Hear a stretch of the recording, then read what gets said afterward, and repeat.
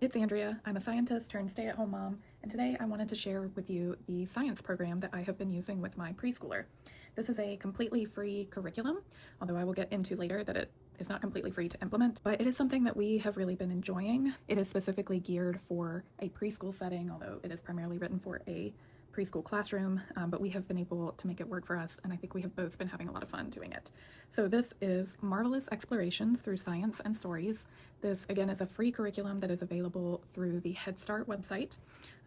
They have 9 different units, so we just finished doing this Investigating Water one. I thought I'd show you what the other units they have are. So Investigating Water, we are about to do kitchen science. They have physical science, a My Body, My Senses, and then several kind of biology, our natural world, animals, vertebrates, so your mammals and reptiles and birds, and then, pardon my own little vertebrate here, animals too, which is insects and spiders, plant life, and then prehistoric life.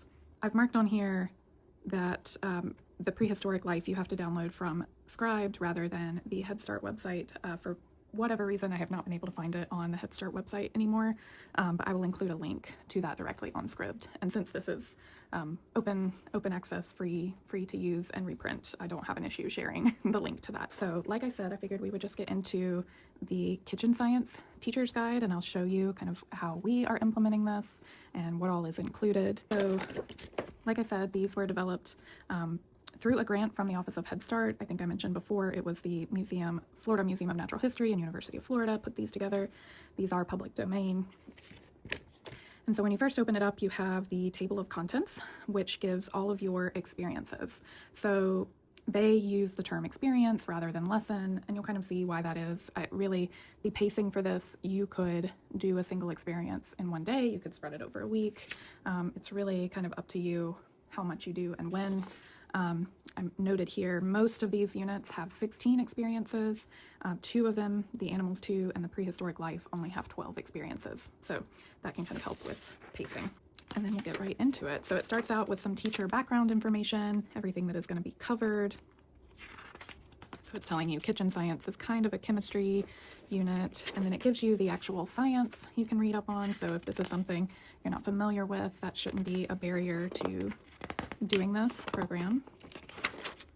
And then there's also kind of guidelines and help for the instructor and some vocabulary to make sure that you know. Then they have a complete materials and book list here for each experience, and you'll notice a lot of the books are repeated throughout, and then some of them are specific to certain experiences. So in this one, there's some baking. You make bread, you make butter, lots of fun things, some popcorn. And I've actually already pulled a couple of the experiences out of here into my other notebook. So I'll jump into experience 7 and kind of show you what it includes. So it gives you the science concepts that you'll be covering. Again, you have the specific materials, the book or books that you'll be using, and the vocabulary. And then there is an experience here. So it will tell you kind of what to discuss with the children, how to walk through the activity, and then this one is really just exploring with Play-Doh and experimenting with how you can change it with the different tools. So the experiments themselves or the activities are often very simple, and it really is the conversation that you're having with them while you're doing the activity that is building the knowledge. So it's I find a lot of it is stuff that I might be doing with my child anyway, but it's just giving me that vocabulary and those talking points to use when we are doing that. Then these will usually have some sort of extension, so something you can do if your child wants more than what this is offering. It has the Science Center option. Again, this is for a classroom use, but you can take this and use it to set up something in your play space or somewhere else in your house where your child can continue to interact with the experience. And then they often have these integrated experiences, so sometimes they have literacy, sometimes math. I've also seen these creative arts or physical health, and so they're just different things you can do. So again, theoretically, you could read this book and do this activity in probably under half an hour, fit it into your week, or you could find ways to spread it out over an entire week. You could do these extensions, you could have, this set up, or, just get out Play-Doh every day that week that you're doing that experience. Some of these are a little more geared to classroom use, but you could still find ways to do them Honestly, we keep things pretty simple with this. We usually, there's typically more than one book per experience, and so whatever those books are, I will have them in our book cart and we will read them throughout the week. And then at some point during the week, we will do the activity. We may or may not do the extension, and we have done a few of the integrated experiences, but not a ton of them, to be honest.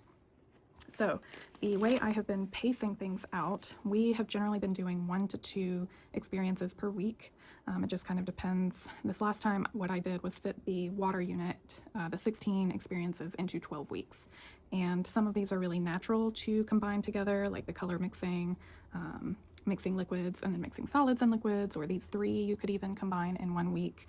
You could combine the 2 bubble experiences together. And so you really could fit this into a much shorter time frame. I believe if you add up all, hold on, let me do that math really quick. Okay, I believe if you do the math, there are about 120 experiences, if I'm doing that mental math right.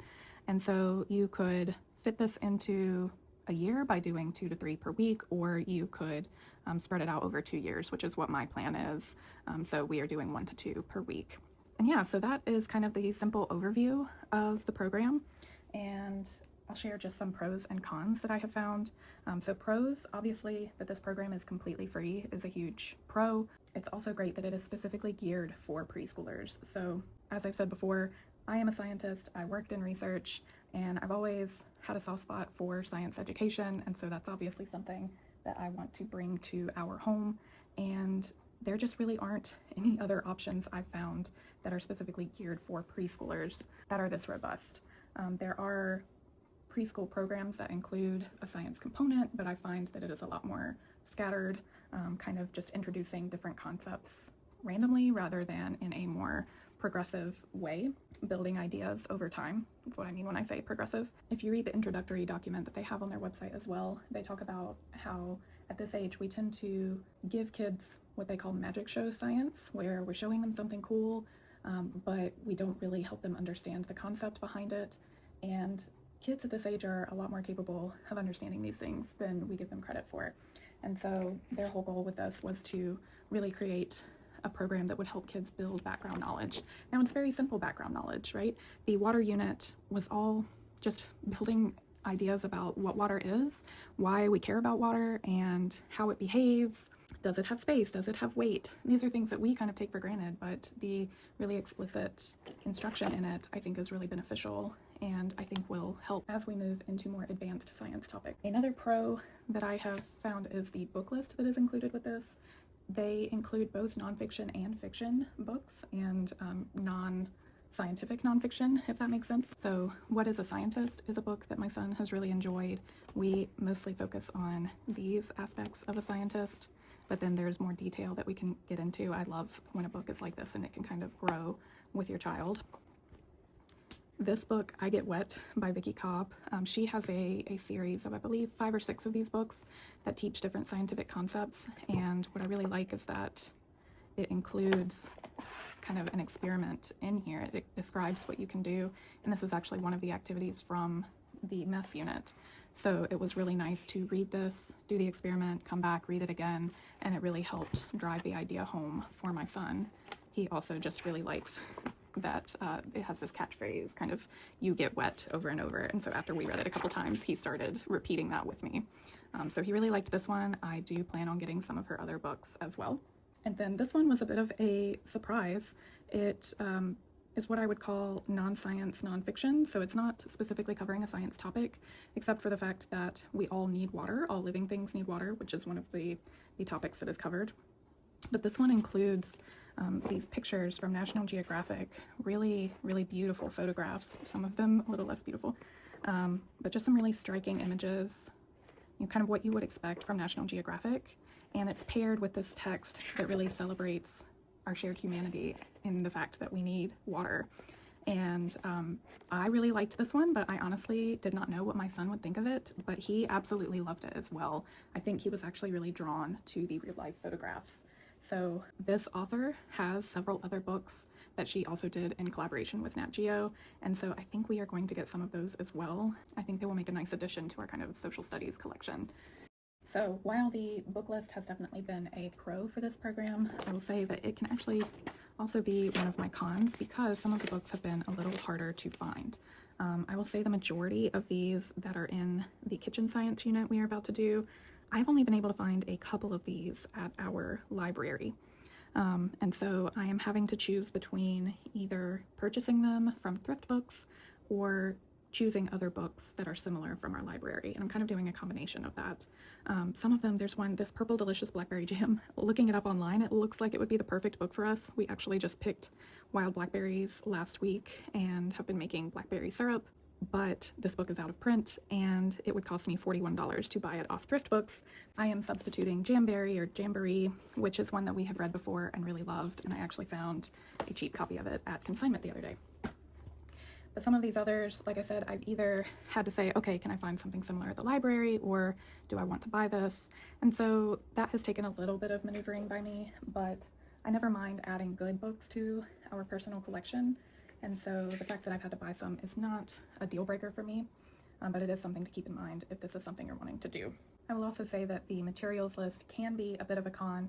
Now for these two units, investigating water and kitchen science, a lot of the materials are things that you're already going to have around your house or that you can get very easily at your grocery store. I think the only thing I bought specifically for investigating water was a scale, and it was an inexpensive, kids scale that we could use to measure liquids, and I think it is something that we will use for many years to come, so I did not mind purchasing that as well. But I don't have them in front of me, but I have been looking at the Animals one and Prehistoric Life units as something we are going to do in the near future, and both of them have materials that can be a little harder to acquire. So for example, for the Prehistoric Life unit, they want you to have some sample fossils or even fake fossils.